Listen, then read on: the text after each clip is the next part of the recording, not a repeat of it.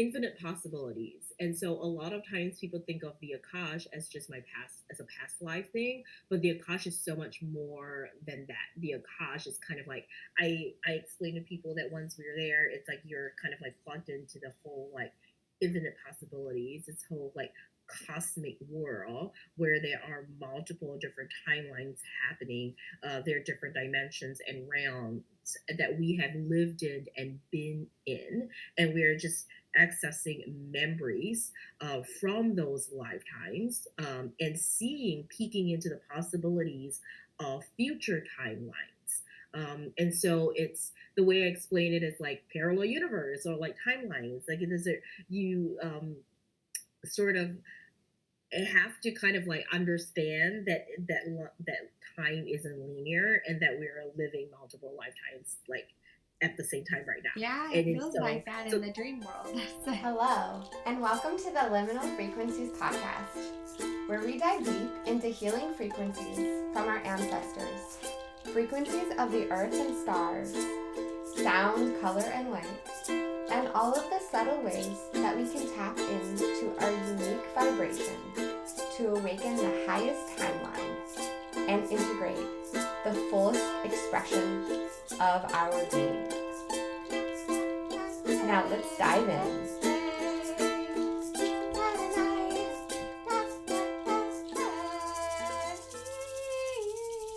Welcome to the Liminal Frequencies podcast. Today we have an incredible guest, Michelle Chen. Michelle is a purpose activator and rebel spiritual coach. She is a bridge for divine consciousness, offering deep alchemy, activating your sacred connection to your soul blueprint, and aligning you to your divine gateway. Collapsing duality and blending strategy with inner soul work, Michelle radically empowers healers, coaches, entrepreneurs, and heart-centered individuals to align and embody their highest essence and fullest potential so that they can shine their magnificent light and shine their potent magic. I love this introduction, and I actually pulled a card from the Lila Williams Sacred Earth Oracle deck. And the card I pulled, interestingly enough, because Michelle works with dragon medicine, is friction. I'll read about it. You have transitioned many times before. Each movement into deeper awareness comes with friction. Let everything surface. Let go of resistance, and don't be concerned. Feelings come and go as shadows of the past. Release them into the light of love. In allowing this change and letting go of past certainties, you are creating a beautiful, clear space inside your heart and embracing a smooth transition. And isn't it true that when we go through a spiritual transformation and transition, we oftentimes move into a place of friction and imbalance with what we thought our life should look like and how it is actually playing out, and the beautiful Alice in Wonderland landscapes that we drop into, and the matrix that we continue to be a part of. So let's drop in to this interview where we dive deeper into the Akashic Records with Michelle. Hello and welcome. Thank you for joining us on the Liminal Frequencies podcast. I'm so excited to have you here today. thank you. I'm so excited to be here today. Amazing. So I have been working with Michelle since we took Amy's course and went to the retreat together. And would you want to share what brought you to that retreat in the first place? Yeah. So Jillian and I, so we met at the retreat. Both of us were students of Amy Robinson, and both of us learned how to open the Akashic Records and heal in the Akashic Records. And so I thought it was a great opportunity to meet other like-minded people in the community, people who are spiritual minded, people who also love the Akashic Records, and people who are energy workers. So I thought it was a good opportunity to meet, to be in community with them. And so that was why I went to the spiritual retreat, and that was my very first spiritual retreat, and it was amazing. And I've been to multiple spiritual retreats since then. Yeah, what's one of the favorite for you, or one of the best revelations that you had in a retreat? One of them, I would say, um, having so many healers in one space definitely amplified the energy. And so, in that space, when we were healing, I felt like this extra energy, and so that's one of the things like I realized right there and then that community is so important. Sisterhood is so important. And I just have never had um, a spiritual community before, just because for a lot of us doing this kind of work and a lot of us who are on the ascension journey, and kind of like, or a spiritual awakening journey where we're first coming into like learning about spirituality. um, it can be fairly lonely for me. When I started, I was doing it on my own and I had to look for like-minded people, and there are a lot of like judgy people out there, right? And so for me, there was a layer of fear around even talking about spirituality and even learning about spirituality. And so being in that environment of that community, I realized for the first time, I was like, okay, I feel like I have like family now. I feel like I have a group of sisters, and I call them like soul sisters, Yeah. where we support, yeah, where we support, empower each other, trade services, and then share and talk about spirituality and grow together. And so that was for me one of the biggest revelation, was that we cannot do this alone. And we are Yeah. definitely not alone either. It's just there's community out there. There is something to be said about the shamanic path being kind of a lonely one, but I'm I'm having revelations too about how I need to receive information and connection to the universe, and being alone is a really tremendous way to do that. But we have to come back together and bring our light together to stoke the fire, and it's so beautiful when we can come together. Like, I just recently had an experience at a retreat doing holographic sound healing, and I felt just I had beautiful dreams. We were laughing. There was so much lightness. Before my spiritual journey began, I felt like there was some heaviness to it, and I didn't resonate with it because I didn't feel like I could be myself. And Amy and various other teachers have just shown me the beautiful lightness of the humor and the jokes. And I even recently had a card that I pulled. Actually, the first one was on April Fool's Day. I pulled the Fool. And it took me a while. I was working with somebody, and then I was started laughing, and I was like, oh, the guides have an amazing sense of humor. And Amy in our courses has asked us to ask in the Akashic Records for jokes. And recently, me and Michelle had a schedule mishap happen, and I pulled the card before the session, and the card was ready but waiting. And it took me a while to realize, like, wow, like there is really this deep understanding, or this field of energy that knows that there is no time and space. So all the information and data carries forward. And I think that's how we receive things in the Akash, isn't it? Yes, yes. And I think the cards are so spot on. And that's what I love using cards as well to kind of empower like reading. Sometimes it's confirmation, sometimes it gives like an added layer of like energy for us to feel into, because the Akash is all for me. The Akash is about like that's my Claire is inner knowing. I see like visuals as well. I see images very often and visions really often. But sometimes it's just an inner knowing of like, yes, right away, and I feel into that kind of energy when I get, I say it like a hit of like a visual or a hit of feeling or inner knowing, and then I just kind of like follow the thread. So I love that you use cards, because I feel like that's always another way to kind of feel into the energy, even when we are in the Akashic Records. Yeah, it's more powerful when we are too.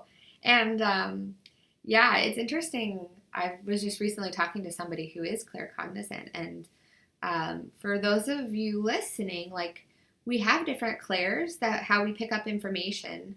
It's not all visual, and I think when you're in a circle, a spiritual circle, and there's always somebody that's clairvoyant, and they have this amazing, and there's dragons and rainbows, and they're on this journey, and they're like, it's like super vivid, and they're on the back of a horse or something, and you're like, I just felt the subtle shift in my heart or something, and you're like, I kind of wish I was in that boat, but it is really clarifying to be claircognizant because you just know things, and the struggle with that is to know that you're not making it up and it's not in your head, and that the information, when you're in a centered and meditative space, that the information is coming from the right place.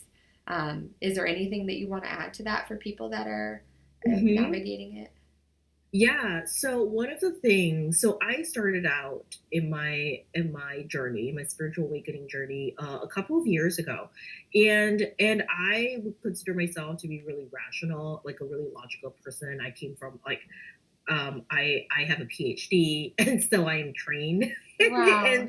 in doing like social science research, and so that rational, that very like masculine part of me is very like it's there all the time, and so it's kind of, and the reason why I share this, and because I've worked in fields like in tech, in finance, that also require a lot of like rational logic, thought, Yeah. right? And everyone that I work with are also like multiple advanced degrees, very into math and to science and technology, right?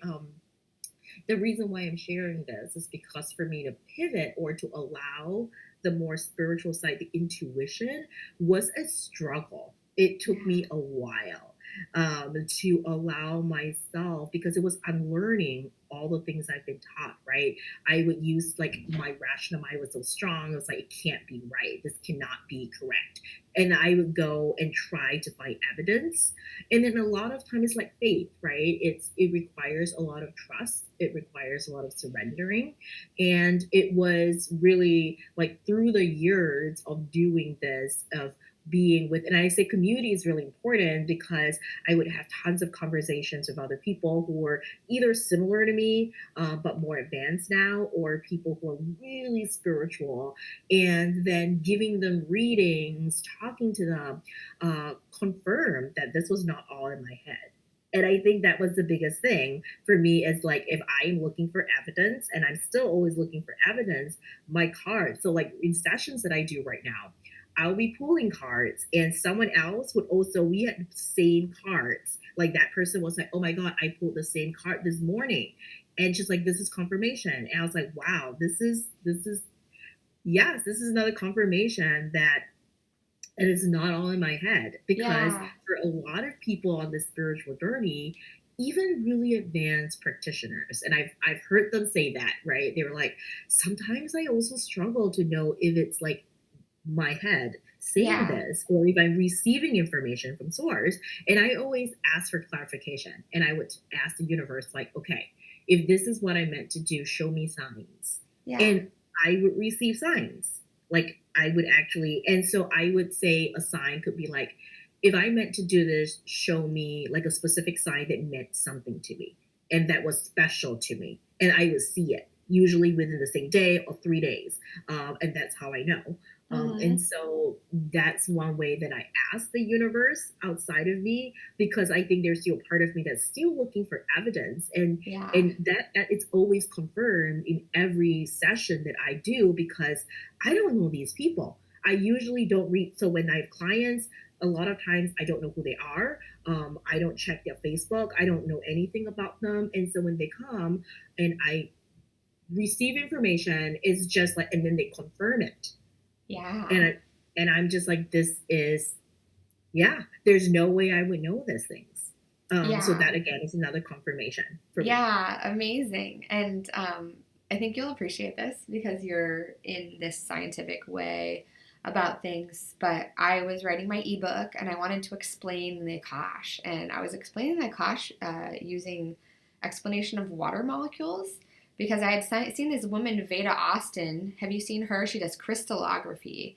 And so she takes the water. She takes the water from a stream and it'll have pictures of fish in it. The crystals do. Oh, that is so cool. And then it went further. She played a gong to it, and Yeah. it showed like a picture of a gong, and like a singing bowl would show like the waves and the ripples. And then I think they even played like Steve Miller Band, like Fly Like an Eagle. And it showed an eagle. And I'm like, how the hell is this possible? That's crazy. And I started to research like quantum entanglement, which is when a water, it's not H2O. That's not healthy water. But water is supposed to be like H3, I think, hydrogen with the rotating ions of oxygen. And or maybe it's H2. And they're always rotating and pairing and unpairing and coupling and uncoupling. And so if you have a bowl of water that is structured, that is in that right structure, that is swirled, it's always rotating through that and unfolding. And so quantum entanglement is when those things actually share consciousness. And it can be even explained as like the structure of a hydrogen ion is like a black hole that's connected to everything in the universe, like infinitely. And it contains all of everything in the Akashic Records is in this single molecule of water. And so when we're obviously water by 99% molecular weight or something like that, we're always able to tap into our spiritual gifts and be able to tap into the infinite, information of the universe. And if we need that information, I don't think that we can tap into information that we don't really need. But if we need that information, we're working with a client, they're in front of us, their water molecules are essentially showing us through frequency, through sound vibration, like what's out of balance and how we can shift it. Because every channeler is different. Some channelers have access to certain information that other channelers, it's not that important to them. Yeah, no, I agree with everyone receiving different information because it's about the frequency, right? It's having that alignment. I think that there is a reason why certain people are drawn, like certain clients are drawn to certain readers, because that reader is able to access certain information just for the client. And so I agree with you that because we all resonate like on a different frequency, and as we grow in our spiritual gifts, we may open more, our frequency changes, we may have different, like, yeah, I guess it's just a long-winded way of saying that I agree with you that sometimes even if we want an answer to something, going to different healers or different readers can be really beneficial just because everyone unlocks something a little differently. Yeah, and I was curious too if there was a way that you explain to people. My background is acupuncture, and so I would try to explain to people that the reason that we can use different parts of the body is because we come from a single-celled organism. So I was curious if there was a discussion or a dialogue you have with people that maybe aren't super open yet, or they're just getting into their spiritual journey. I tell people that the Akash is a record. It's a record of all our deeds, our actions, our emotions. Everything is recorded in the Akash, and by that, everything is our past life across different dimensions and timeline spaces. I explain to people that with the Akash, it's like infinite possibilities. And so a lot of times people think of the Akash as just my past, as a past life thing, but the Akash is so much more than that. The Akash is kind of like, I explain to people that once we're there, it's like you're kind of like plugged into the whole like infinite possibilities, this whole like cosmic world where there are multiple different timelines happening. There are different dimensions and realms that we have lived in and been in, and we're just accessing memories from those lifetimes and peeking into the possibilities of future timelines. And so it's the way I explain it is like parallel universe or like timelines. Like it is you sort of have to kind of like understand that time isn't linear and that we're living multiple lifetimes like at the same time right now. Yeah, it And it's feels like that in so the dream world. It's like, yeah, so that is one way I explain to people, and I think there are more people who kind of understand this now thanks to Marvel movies. But we have different kind of like timelines, what even movies? like Marvel movies, because I think they explore different timelines. I think I don't watch Marvel movies, but that's what someone else had explained when I explained this. They're like, oh, Is so there like an different example of timelines. that? I've never heard of Marvel movie. Oh yeah, so like the Marvel universe, like all the action movies with like I don't watch a lot of Like those. So Men like in Black or something with the at no the no end. so like Spider-Man, right? Spider-Man into like Spider-Man there was like a different universe. They tapped into like different universes Yeah, in the Spider-Man universe, and then I think like Doctor Strange is another one. With time, I'm not really familiar because I don't really watch a lot of these action movies or right. Marvel or like action superhero movies. It was just when I was explaining this, someone had mentioned, oh yeah, it's kind of similar with their multiple universes, and that's Hmm. how they explain like they that's how they were like familiar because of Hollywood, right? And Yeah, so the mainstream movies. So I find that sometimes it's easier to explain to people because that idea is no longer new. That idea is kind of in the mainstream. yeah. I was imagining a spiral. If you have a spiral on the ground, like a big, like, Fibonacci shaped spiral, you can pick up the string at any point and it will Oh, look linear to you, but it's not linear. It's not yeah, linear in any way. It's like yeah. a tangled web of like data that we're streaming and picking up on. Yeah, yeah. And I always look at timelines. So for me, when I take a client into a session and we go into like a past life regression in the Akashic Records, or if they're aligning with their future self, like a future timeline that they're seeking to bring in, I always like have them imagine like a strand of line, right? But this connection, because I see in the Akash when I'm in the Akash, this is not a single line; it is a web, and it's wet, but it's not just like one, it's not like 3D, but there are multiple layers and they're all connected. And so I feel like Yeah. that's how the Akashic is to me. Like we go into the past to retrieve, and the past doesn't have to be this lifetime. It could be any other dimensions or realms that we are from. One of my favorite things I like to take my clients through is called a soul origin journey, where we go back to a soul, like their soul origin, or one that their soul resonates with really strongly in this lifetime, to see where they're from. And it's usually from a different realm, definitely not on Earth. We go in there, we make the connection, download all the gifts, or and make the connection with that space, and bring all those gifts in.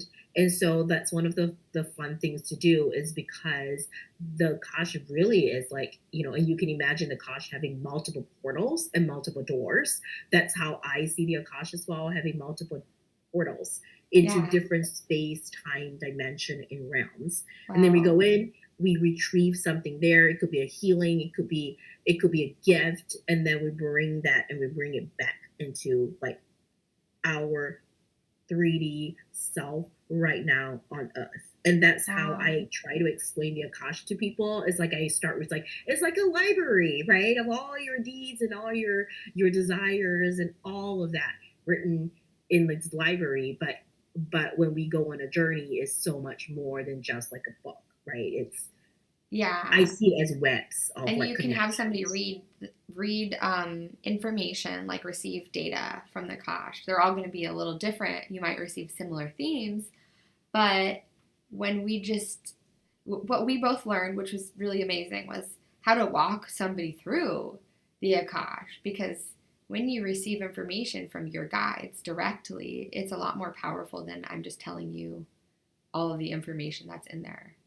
Yeah, exactly. So I think there's a huge difference between some people like getting a reading, but a reading, I feel like, yes, you are getting information, the channeler, like we are channeling from the Akash, but that information hits differently and feels differently if you are on the journey. when you Yeah. are seeing it for yourself, feeling it for yourself, meeting your guides. Because it's one thing if I tell you, okay, you have so and so guides with you, but another when you see it in the Akash and meet that connection, make that connection.